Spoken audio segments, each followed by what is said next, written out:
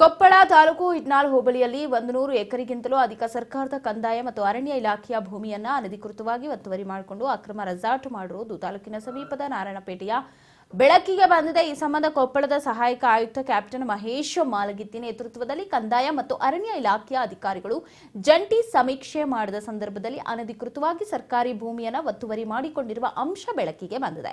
ಸಾಮಾಜಿಕ ಕಾರ್ಯಕರ್ತ ವಿಜಯ್ ಎಂಬುವವರು ಸಲ್ಲಿಸಿದ ದೂರಿನ ಹಿನ್ನೆಲೆ ಕಂದಾಯ ಇಲಾಖೆಯ ಮುಖ್ಯ ಕಾರ್ಯದರ್ಶಿಗಳು ಸಮೀಕ್ಷೆ ಕೈಗೊಳ್ಳುವಂತೆ ಜಿಲ್ಲಾಡಳಿತಕ್ಕೆ ಸೂಚನೆ ನೀಡಿದರು. ಇನ್ನು ಕೂಡ ಅಧಿಕಾರಿಗಳು ಯಾವುದೇ ಕ್ರಮಕ್ಕೆ ಮುಂದಾಗದೇ ಇರುವುದು ವಿಪರ್ಯಾಸವೇ ಸರಿ. ಕೊಪ್ಪಳ ತಾಲೂಕಿನ ಇಟ್ನಾಳ್ ಹೋಬಳಿಯ ಪ್ರದೇಶದಲ್ಲಿ ಅರಣ್ಯ ಪ್ರದೇಶದಲ್ಲಿ ಇದ್ದೀವಿ. ಈ ಹನುಮ ಜನ್ಮಸ್ಥಳದ ಹನುಮ ಜನ್ಮಭೂಮಿಯ ನಾಡಿನಲ್ಲಿ ಇವತ್ತು ಇದ್ದೀವಿ ಅಂತಾನೆ ಹೇಳ್ಬೋದು. ಈ ಹನುಮ ಜನ್ಮಭೂಮಿಯಲ್ಲಿ ಏನಾಗ್ತಿದೆಯಪ್ಪ ಅಂತಂದ್ರೆ ಯಾವುದೇ ಅಧಿಕಾರಿಗಳಾಗಲಿ ಮತ್ತು ಸಂಬಂಧಪಟ್ಟಂತಹ ಇಲಾಖೆ ಅರಣ್ಯ ಇಲಾಖೆ ಅಧಿಕಾರಿಗಳಾಗಲಿ ಇತ್ತ ಕಡೆ ಗಮನ ಹರಿಸದೇ ಇರುವುದರಿಂದ ಇಲ್ಲಿ ಅಕ್ರಮ ರೆಸಾರ್ಟ್ಗಳು 100 ಎಕರೆಗಿಂತಲೂ ಅಧಿಕ ಅಕ್ರಮ ರೆಸಾರ್ಟ್ಗಳು ತಲೆ ಎತ್ತಿವೆ. ಈ ಅಕ್ರಮ ರೆಸಾರ್ಟ್ಗಳ ತೆರವುಗೊಳಿಸ್ರಿ ಅಂತೇಳಿ ಈ ಹಿಂದೆ ಜಿಲ್ಲಾಧಿಕಾರಿಗಳು ಡಿಸೆಂಬರ್ನಲ್ಲಿ ಆದೇಶ ಕೊಟ್ಟರು ಕೂಡ ಎಸಿ ಆದಂತಹ ಕ್ಯಾಪ್ಟನ್ ಮಾಲಗಿತ್ತಿ ಅವರು ಇನ್ನೂವರೆಗೆ ಯಾವುದೇ ಕ್ರಮಕ್ಕೆ ಮುಂದಾಗದೇ ಇರುವುದು ವಿಪರ್ಯಾಸವೇ ಸರಿ ಅಂತಲೇ ಹೇಳ್ಬೋದು. ಈ ಮುಂದಾದರೂ ಕ್ರಮ ಕೈಗೊಳ್ಳುತ್ತಾರೆ ಇಲ್ಲವಂತ ಕಾಯ್ದು ನೋಡಬೇಕಾಗಿದೆ.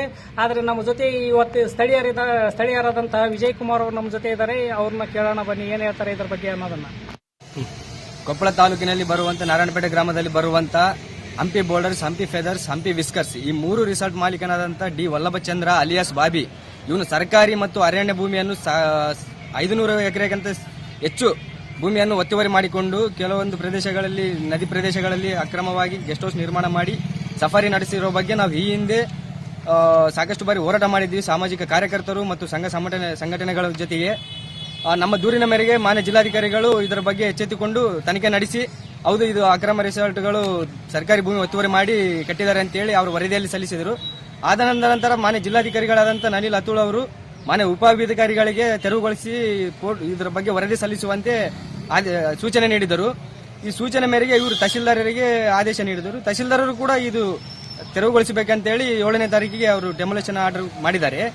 ಆದಷ್ಟು ಬೇಗ ತೆರವುಗೊಳಿಸಬೇಕು. ಅದೇ ರೀತಿಯಾಗಿ ಈ ವಲ್ಲಭಚಂದ್ರ ಅಲಿಯಾಸ್ ಬಾಬಿ ಇವನು ಈ ಹಿಂದೆ ಕೂಡ ದಲಿತರ ಭೂಮಿಯನ್ನು ಕಬಳಿಸಿ ಸರ್ಕಾರಿ ಅಧಿಕಾರಿಗಳಿಗೆ ಇದು ಸಾಥ್ ನೀಡಿದ್ದಾರೆ. ಈ ಹಿಂದಿನ ಅಧಿಕಾರಿಗಳು IAS ಮತ್ತು IPS ಅಧಿಕಾರಿಗಳು ಇದರಲ್ಲಿ ಇನ್ವಾಲ್ವ್ ಆಗಿ ಸಾಕಷ್ಟು 200-300 ಎಕರೆ ಜಮೀನನ್ನು